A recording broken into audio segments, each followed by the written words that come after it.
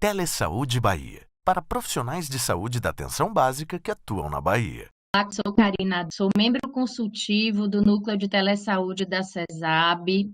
Estamos envolvidos num projeto de capacitação voltada à atenção básica de saúde, promovida pela Diretoria de Atenção Básica da CESAB e voltada a implementar e expandir o conhecimento relacionado ao planejamento reprodutivo.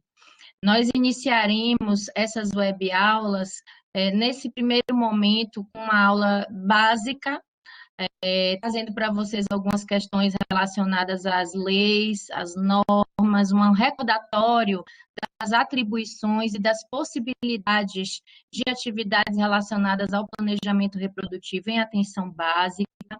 Depois faremos um passeio sobre alguns critérios para o uso dos métodos contraceptivos.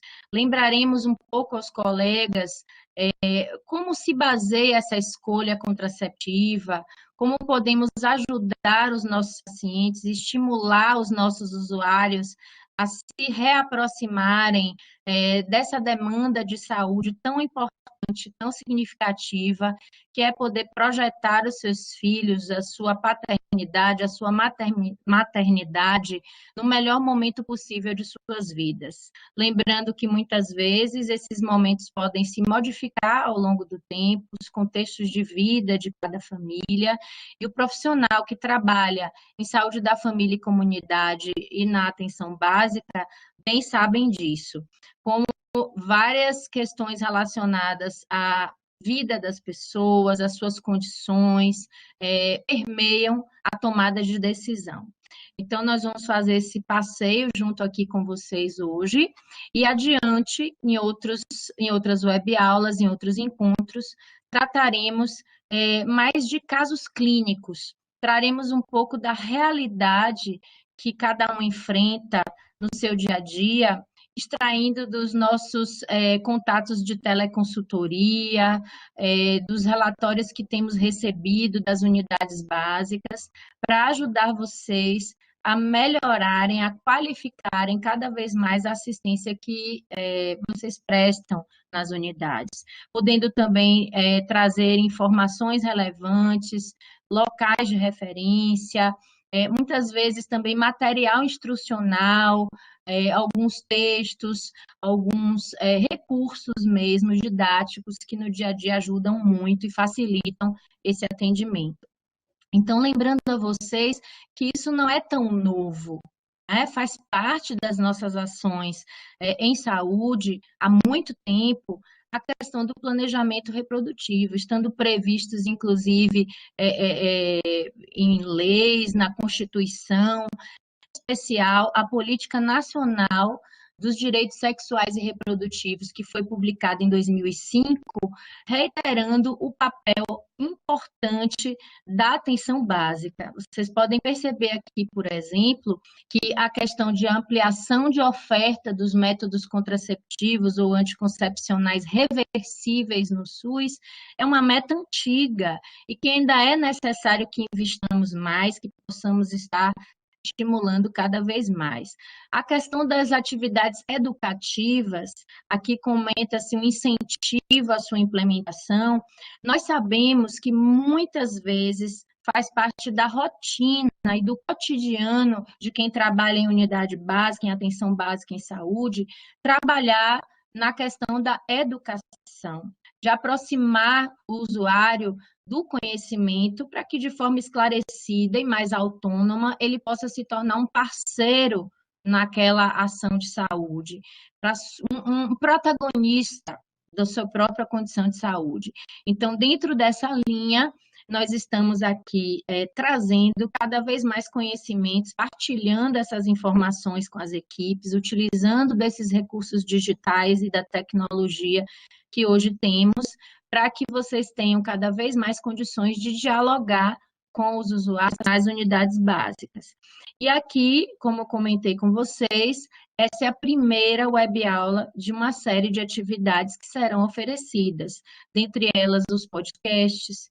Nós temos a intenção de trazer para vocês um formato bem acessível, que possa dar a vocês algumas informações bem rotineiras, bem do cotidiano aplicado.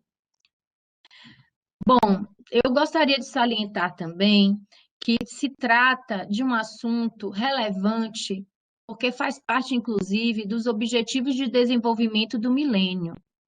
Nesse pacto, né, que foi feito junto à ONU e nas organizações das Nações Unidas, reiterado por vários países e, logicamente, no Brasil, nós abraçamos essas causas. Nós temos investido, por exemplo, na redução da mortalidade materna, que é um dos objetivos, a redução da mortalidade infantil, que é um outro motivo de preocupação, na questão da qualificação do pré-natal.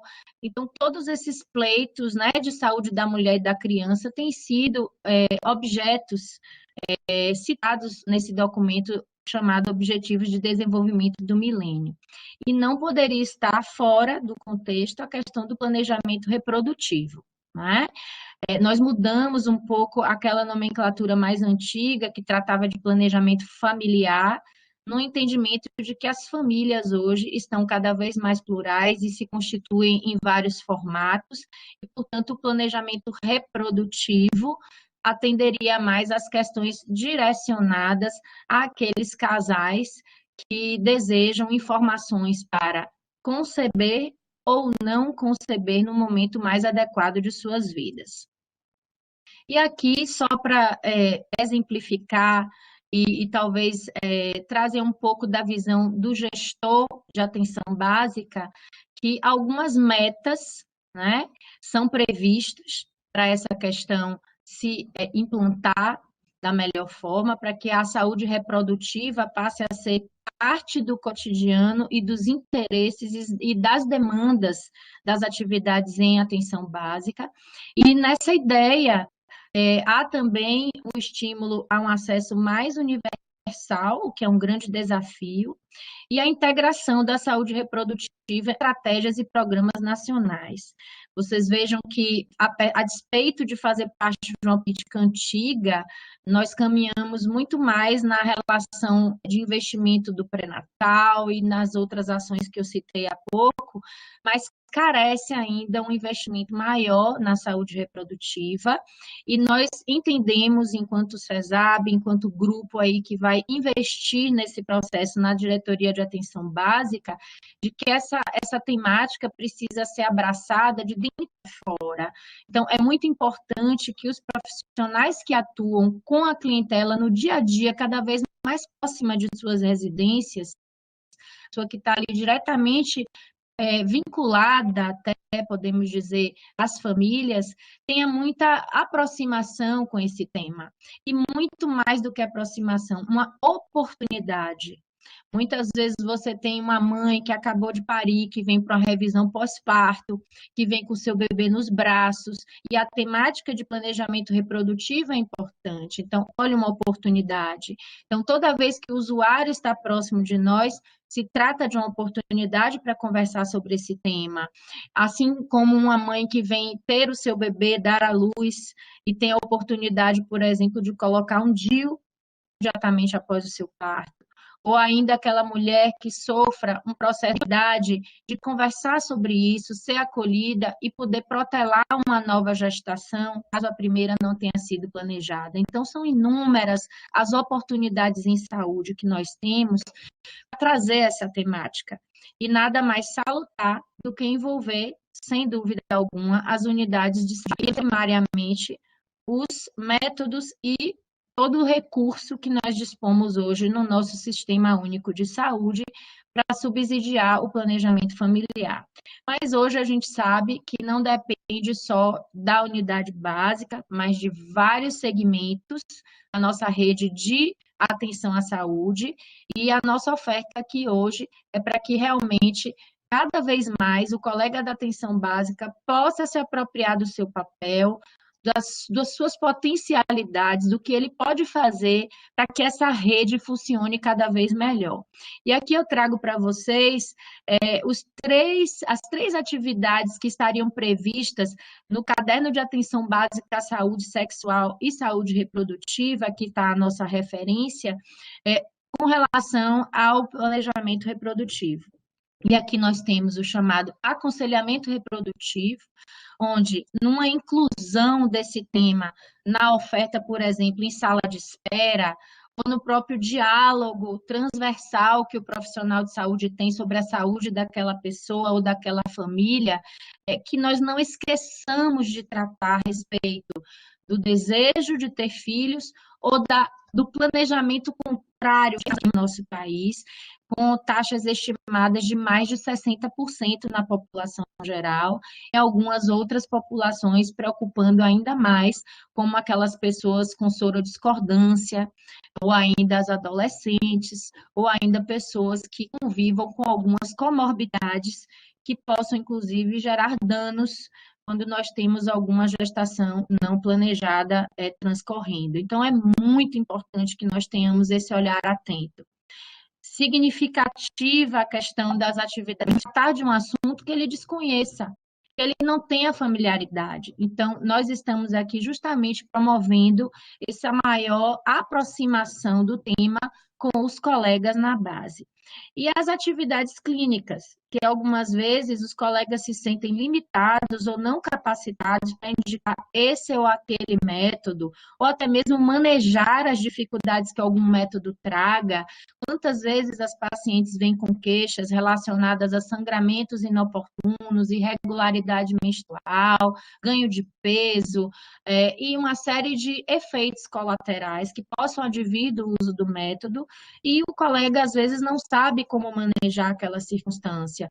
E é nesse momento que a gente perde a adesão da paciente. E é muito importante entendermos que a usuária aceita, contemplada, o mínimo de efeitos colaterais para que a gente garanta a adesão ao método proposto. Eu trago para vocês também algumas questões que são até mais familiares a quem já trabalha na unidade de atenção básica do que aos especialistas. Mas eu trabalhei no grupo do Pau da Lima, num projeto universitário, e devo dizer a vocês que a experiência do chamado projeto terapêutico singular foi muito exitosa. Então, quando a gente traz esse conhecimento para a realidade do indivíduo, quando a gente tenta aplicar esse conhecimento para aquela pessoa que a gente está cuidando, um olhar mais atento à pessoa, ou seja, uma abordagem centrada na pessoa, sem dúvida, nós conseguiremos ser mais exitosos nas nossas recomendações. Eu sei que muitos de vocês já primam por isso, já tentam ser no cotidiano de vocês cada vez mais próximos dos usuários. Nós temos que lembrar a respeito da empatia que devemos ter. Algumas vezes nós acreditamos pelo conhecimento que aquele é o método que vai satisfazer aquele usuário, aquela pessoa, mas pode não ser no olhar dela. Então, ter empatia e respeito a essa diversidade de opiniões, uma boa capacidade de comunicação, lembrando que comunicação não é somente falar, mas escutar de forma qualificada. É um exercício para nós, que muitas vezes temos exíguo, um volume grande de pacientes para atendimento, mas é de suma importância que a gente possa tentar ter esses espaços cada dia. Logicamente que isso vai variar de pessoa para pessoa, mas tentar ser assim muito transparente, perguntar se está sendo entendido, se tem alguma dúvida, abrir espaço para dúvidas e esclarecimento. Porque muitas vezes tentamos colocar ali uma linguagem mais técnica, é algo inerente ao profissional de saúde, que cada vez mais se aperfeiçoa, mas o objetivo final é ser entendido. Então, a linguagem é relacionando àquela pessoa que nos escuta. A senhora me entendeu? Tem alguma dúvida? Gostaria de perguntar algo mais? Esse tipo de abertura, muitas vezes, tem que ser vinda do profissional ou dos profissionais. Às vezes, não se abre com um determinado profissional, mas se abre com outro membro da equipe multi, e que a gente possa também intercambiar dentro do profissional, mas as informações que são colhidas junto aos pacientes. Então, é muito interessante que a gente trabalhe realmente nesse fortalecimento da comunicação na própria equipe. Ser gentil, obviamente, gentileza gera vínculo, uma relação de confiança é fundamental para termos credibilidade para aquela recomendação que estamos dando. Lembrar também que eles nos trazem informações mais populares, algumas crenças até, sobre o funcionamento de métodos. Não raro escutamos, doutora, o DIU é abortivo, né? Coisas desse tipo. Então, estejamos preparados para ouvir aquilo, sem um julgamento pré-determinado, mas imbuídos do esclarecimento de fato, né? Nós sabemos que isso muitas vezes é permeado por crenças que vão além dos valores científicos, às vezes trazem elementos da religiosidade, elementos da formação em família, então as experiências que são passadas em família, né? A minha prima que teve uma experiência ruim com esse método, a minha mãe que engravidou usando tal método. Então, para a gente acolher essa informação e tentar trazer um pouco do que é, vamos dizer assim, cientificamente dito, entendido, mas sem desprestigiar essa fala, essa experiência vivida. A tolerância aos princípios, né, que a gente já começou a conversar aqui com vocês, crenças e valores que sejam próprios do usuário para fortalecer o vínculo. Se sentir confortável para falar de planejamento reprodutivo, uso de métodos contraceptivos, sem falar sobre o autoconhecimento do corpo daquela pessoa. Estimular o indivíduo a compartilhar com o profissional de saúde, muitas vezes, sua intimidade. Então, o usuário, a paciente, o casal precisa se sentir muito livre, muito acolhido, a oportunidade dessa escuta, um compartilhamento, por exemplo, de uma prática sexual insegura, o fato de, entre aspas, não se adaptar ao método de barreira porque tem uma alergia ou porque não conhece, como, por exemplo, a camisinha feminina, não sabe usar, não sabe manejar, ou utiliza a camisinha masculina e se rompe, tem vergonha de falar, não sabe colocar. Então, quanto menos julgamento nós fazemos e mais escuta, mais fácil detectar as falhas contraceptivos, poder trazer ali um olhar de correção, sem ofender ou sem agredir aquele usuário, aquela pessoa que busca a nossa ajuda. Com relação aos conhecimentos técnicos, estamos aqui juntos investindo nisso. Lembrar vocês que a nossa intenção com essa série de capacitação por web-aulas e podcasts acordados junto ao Telesaúde visa tratar dos temas mais recorrentes, mais frequentes da atividade básica e da atenção básica, recorrem à teleconsultoria, trazendo suas dúvidas, mais elementos nós teremos para subsidiar as nossas atividades de capacitação. Essas foram as temáticas mais relevantes que nós previmos para o cronograma que iniciamos hoje. Primeiro recorte será na contracepção e no finalzinho dessa web-aula eu vou mostrar para vocês, nós também pretendemos falar sobre o pré-concepcional para aqueles que estão planejando engravidar em momento oportuno. É muito interessante a gente pensar que, do ponto de vista do conhecimento técnico, conhecer os métodos contraceptivos é muito importante, os que existem, as novidades, mas saber também a condição de efetividade que esses métodos possam vir a ter. É o chamado antigo índice de Peele, que todo mundo costumava olhar ali na bula ou nos nossos termos de referência, né, os chamados guidelines do inglês, então as nossas normas. O que é que acontece?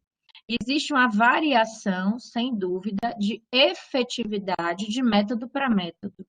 Nós saímos dos métodos comportamentais, que são métodos considerados, mas que têm uma eficácia muito baixa, como o chamado coito interrompido, a tabelinha, o método Billings do muco cervical. Então, são métodos que a gente conhece de longa data, mas que, infelizmente, do ponto de vista de sua efetividade, oferecem realmente taxas muito aquém. Alguns, inclusive, chegando às margens de 25% de falha, por exemplo, como o coito interrompido, ou ainda 19% em média para a tabela. Então, a fuga da fase fértil não é tão segura quanto imaginávamos no passado. Então, partir do pressuposto que somente o método comportamental não é o mais seguro, nós precisamos compreender que se dentro daquela ideia evitar filhos é importante, seja porque existe uma patologia, seja porque o desejo daquela família seja protelar a gravidez, evitando uma gravidez não pensada, dar acesso e estimular o uso daqueles métodos mais eficazes, tentando contribuir, inclusive, para a acessibilidade desses métodos no nosso SUS, no nosso Sistema Único de Saúde, tentando trazer e cobrir, né, contemplar o maior número de pessoas que necessitam das questões de saúde. Aqui eu fiz uma marca proposital para os métodos reversíveis considerados hoje cientificamente os mais seguros, que seriam os DIUs, os implantes e os injetáveis. Vocês verão um pouquinho adiante que a disponibilidade desses métodos e o acesso efetivo a esses métodos ainda precisa ser mais trabalhado no nosso Sistema Único de Saúde. Entretanto, não podemos deixar de comentar para profissionais de saúde que seriam essas, sim, seriam reduzindo cada vez mais o percentual de gestações que nós podemos perceber ao longo de um ano regular do método referido. Os DIUs, muitas vezes, possuem uma duração longa, variando entre 5 a 10 anos, a depender do tipo do DIU. Os implantes chegam a ter uma validade de efetividade garantida até 3 anos, e os injetáveis, a depender do seu uso regular, como, por exemplo, as injeções trimestrais, teriam coberturas um pouco mais alongadas do que os mensais, e a depender da maneira com que sejam usados, também garantem um longo prazo de efetividade. Aqui um destaque também para os métodos chamados não reversíveis a princípio, que seriam a vasectomia e a ligadura tubária. Nós sabemos que existe uma taxa estimada de 30% de arrependimento nessas escolhas de métodos considerados não reversíveis. É claro que existem técnicas na ciência que tentam reverter esse processo de ligadura, mas infelizmente nem sempre são bem-sucedidos, em especial na ligadura tubária. Com relação à vasectomia, existem programas e situações onde o paciente pode tentar recorrer à sua reversão, mas o tempo estimado de vasectomia para uma boa reversão é de no máximo 5 anos, sem afetar a qualidade do sêmen. Portanto, para que a gente parta para um método definitivo, deve haver muita maturação nessa escolha, e não uma escolha meramente arbitrária ou porque esteja à mão sem nenhum critério. Isso deve ser desestimulado.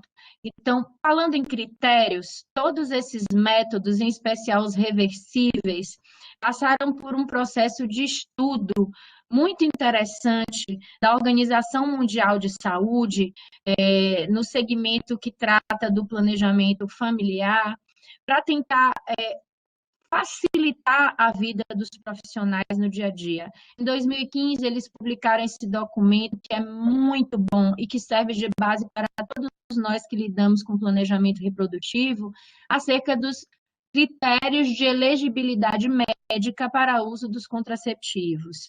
Está aqui em inglês, porque é uma foto do original, mas nós conseguimos esse documento em português já traduzido, e ele serve para que individualizemos, tracemos um perfil daquela pessoa que está precisando da nossa recomendação, relacionando as suas comorbidades, as suas categorias de risco e, inclusive, os desejos que, porventura, aquela pessoa traga. Se deseja ou não menstruar, se tem ou não algum efeito colateral ou alguma experiência prévia de má adesão a algum outro método. Então, é muito importante que, quando a gente atenda uma pessoa, a gente perceba que cada um é um.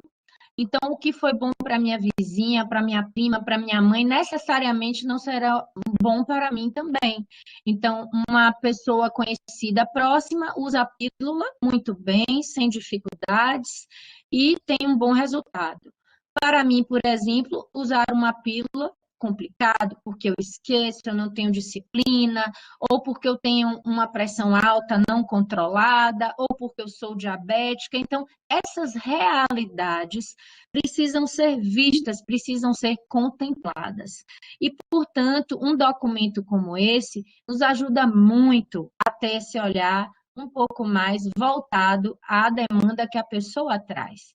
E aqui nós teríamos uma distribuição de categorias 1, 2, 3 e 4 para a recomendação.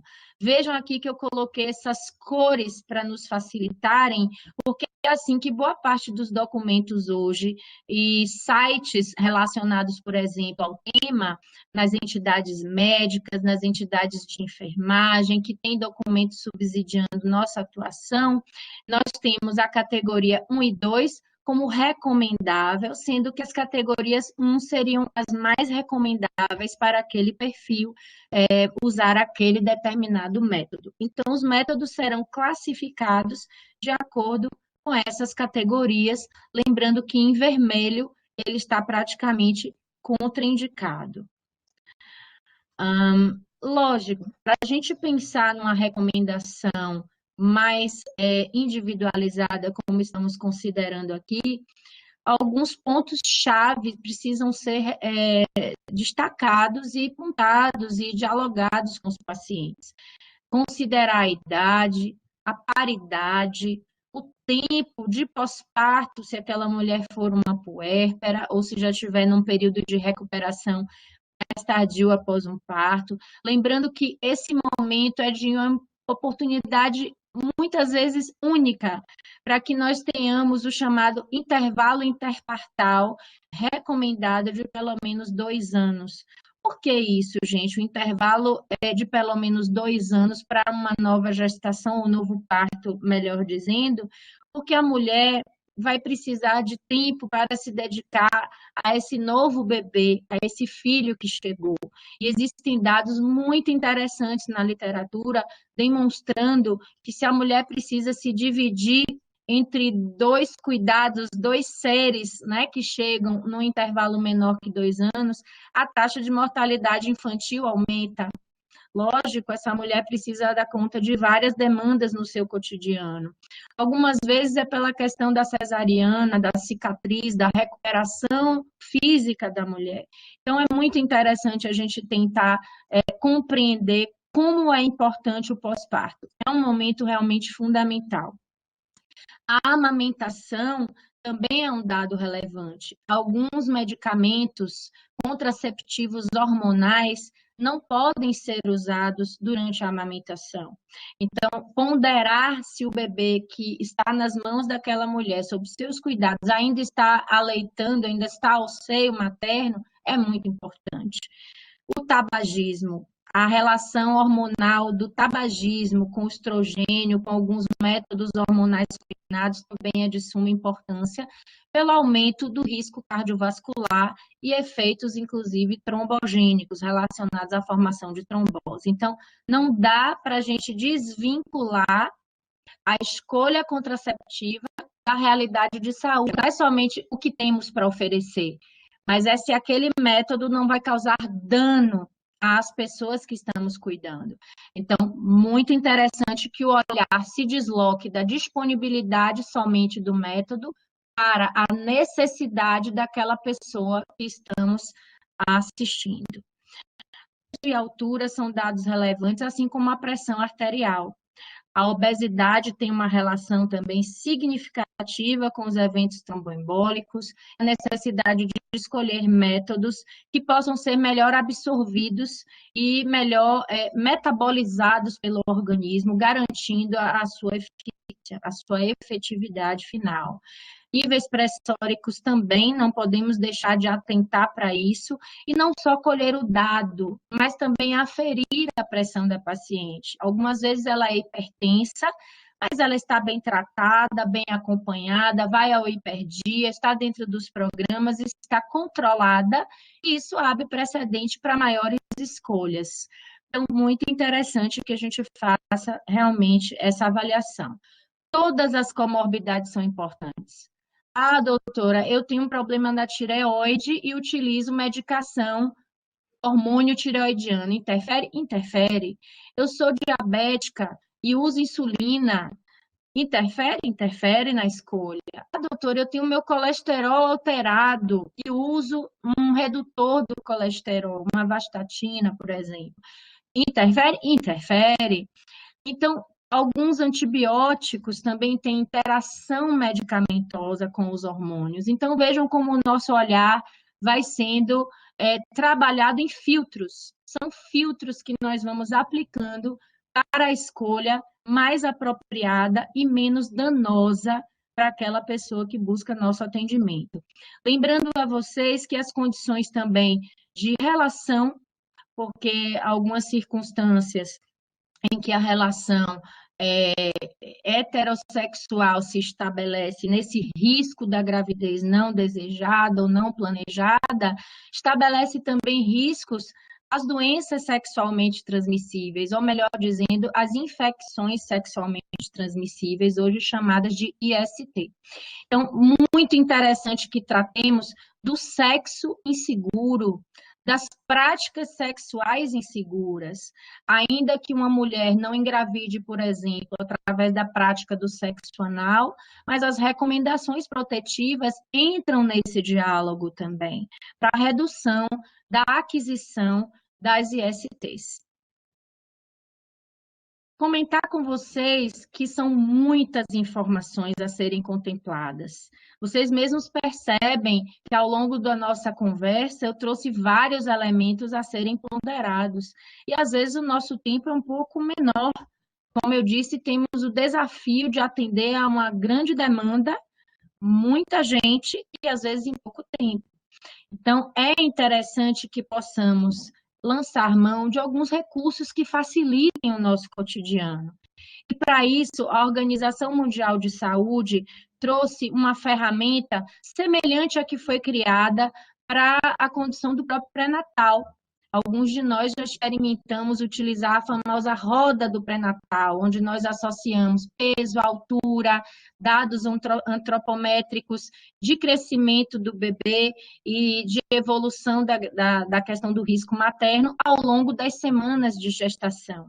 Então, foi criada também uma roda, um disco, semelhante em relação aos critérios de elegibilidade para a escolha dos métodos contraceptivos, uma iniciativa da Organização Mundial da Saúde e que a gente pode encontrar aqui nesse link. Esse link também vai ser socializado no site, assim como outros documentos que eu cito aqui ao longo dessa web aula. Outro elemento que eu achei muito interessante, já testei, ele é muito interessante mesmo no dia a dia, é esse aplicativo. Ele não foi criado por uma entidade pública, mas ele hoje é de acesso livre, então você não precisa ter nenhum tipo de ônus para utilizar esse recurso, é o chamado iContraception, é do inglês, mas é um aplicativo que tem essa imagem que conseguimos baixar através de aplicativos para smartphones, gadgets, celulares, enfim. E eles nos ajudam muito. Inclusive, ele é reconhecido por plataformas e entidades nacionais que são referências na área para todos nós, como a Sociedade Brasileira de Reprodução Humana, a Federação Brasileira de Ginecologia e Obstetrícia, a Fiocruz e o IFF, o Instituto Fernandes Figueiras, que juntos lançaram o portal de boas práticas, que se atrela à nossa CESAB, a várias instituições públicas na qualificação do atendimento à saúde da mulher e da criança. E aqui um outro documento que eu gosto muito também, da onde eu extraí aquela foto anterior da categoria de risco e das recomendações, que é esse manual, que eles chamam de Manual Global para Profissionais e Serviços de Saúde, que encontramos nesse link e faz um resumo muito interessante, de acesso muito rápido a esses critérios que precisamos contemplar. Aqui, lembrar a vocês que, apesar de termos todo esse conhecimento técnico a oferecer e auxiliar as pessoas na melhor escolha contraceptiva, precisamos entender que nem sempre nossa oferta é disponível no Sistema Único de Saúde, a melhor oferta, e essas questões de acessibilidade e disponibilidade vão estar sempre permeando as nossas condições de atendimento. Numa pesquisa demográfica um pouquinho antiga, de 2006, mas eu diria que continua bastante atual por uma vivência nossa de serviços, nós temos um uso muito exíguo da camisinha feminina, e a dispensação das camisinhas femininas é algo que é feito com alguma regularidade para os centros, e eu vejo muitos colegas das unidades básicas, da atenção básica, comentando que às vezes chega a vencer o insumo, ou ninguém dá busca, não tem busca pela camisinha feminina. E isso, na verdade, passa pelo aspecto não só do estímulo e esclarecimento da população para o uso, ou até da entrega do insumo em mãos, mas das nossas próprias crenças e preconceitos, talvez, que precisam ser trabalhados. A familiaridade dos profissionais de saúde com a camisinha feminina também é muito pequena. Então, eu sugiro que nos apropriemos mais desse recurso. Tive uma experiência muito salutar, trabalhando no CEDAP, que é o nosso Centro Estadual de Referenciamento para ISTs, onde, após esclarecimento, oferta, entrega na mão, manuseio, um processo educativo mais pormenorizado com a camisinha feminina, nós tivemos uma melhora. Nós não quantificamos especificamente para exemplificar para vocês, mas houve uma melhora nessa aceitabilidade, nesse uso. O que nós percebemos é que a camisinha feminina, ela tem um diferencial fantástico relacionado a isso, que é dar à mulher um poder maior de escolha. Algumas vezes sentimos barreira no sentido do companheiro ou do parceiro em utilizar a camisinha feminina, não só por crenças, por dificuldades, mas às vezes por uma sensação pessoal do parceiro de desconforto. Então, isso precisa ser trabalhado com muita clareza, talvez até chamando, convocando o casal dentro do possível para esse diálogo. Mas quando não for possível, dar à mulher essa possibilidade de escolha e de negociação através da camisinha feminina. Nós podemos fazer isso, é um insumo disponível. Outra coisa que percebemos muito ainda é o uso restrito do DIU. E o nó, assim, crucial disso, ao meu ver, é a capacidade técnica na atenção básica para a inserção do DIU. Como trabalharemos isso? Quem vai fazer a inserção do DIU? Quem vai ser capacitado para fazer a inserção do DIU? E o Ministério, muito sabiamente, vocês vão ver mais adiante, descentralizou esse processo, trazendo mais uma vez para o ambiente hospitalar a oportunidade da inserção dos DIU com o programa pós-parto e pós-abortamento. Mas nós temos inovações nesses métodos contraceptivos. Nós já conversamos sobre a maior eficácia, por exemplo, efetividade dos implantes e do DIU medicado, mas nós não temos esses insumos disponíveis no SUS. Nós temos, às vezes, um acesso mais restrito e contemplado através de programas universitários ou pesquisas clínicas, questões muito pontuais que ainda não estão sendo oferecidas ou presentes nas unidades básicas de saúde, ainda que o colega possa referenciar. Há um tempo atrás tivemos programas específicos, por exemplo, em unidades parceiras, como eu comentei, nos ambientes universitários e pesquisa, promovendo a oferta de implantes e de DIU medicado para populações vulneráveis e de risco, mais especificamente mulheres que convivem com HIV, mulheres que enfrentam patologias relacionadas à drogadição, ao alcoolismo, ainda perfis socioeconômicos desfavorecidos, como moradores de rua. Então, realmente, nós percebemos que essa ampliação da oferta ainda precisa ser trabalhada. Aqui, eu diria que para que ampliemos essas ofertas das inovações tecnológicas, nós precisamos ser um pouquinho mais participativos nesse processo de incorporação das tecnologias em saúde. São muitas as instâncias a serem ouvidas para que uma nova tecnologia seja incorporada ao SUS, mas o centro do processo decisório sempre perpassa pelas recomendações da Conitec, que é o órgão responsável por pleitear a nossa opinião enquanto usuário, a nossa opinião enquanto profissional de saúde. E aqui temos uma consulta pública nesse momento sendo feita a respeito dos implantes. Então, interessados que desejarem participar, o prazo estimado é até 22 de novembro, para que a gente possa dar esse feedback enquanto profissional das demandas da população que assistimos, das vantagens que esse método pode vir a trazer para a população que estamos atendendo, enfim, o olhar da atenção básica pode contribuir muito para esse tipo de documento poder ser melhor analisado. E aqui, como eu disse a vocês, nós precisamos abraçar essa causa. A atenção básica pode e deve participar desse contexto que foi a incorporação do DIU pós-parto e pós-abortamento em programas assistenciais nas unidades hospitalares que assistem aos partos e ao pós-abortamento. Então, basicamente, hospitais da rede e maternidades, sejam elas da capital ou do interior, estão sendo estimulados a se capacitarem, quando for o caso, e a incorporarem essa atividade da inserção pós-parto e pós-abortamento dentro dos preceitos protocolares que a nossa CESAB já publicizou, que já está disponível para todos nós e que vai subsidiar essa ação do ponto de vista ético, do ponto de vista ideal, inclusive definindo os critérios que poderão impedir essa inserção ou que possam não estar recomendando essa inserção do DIU.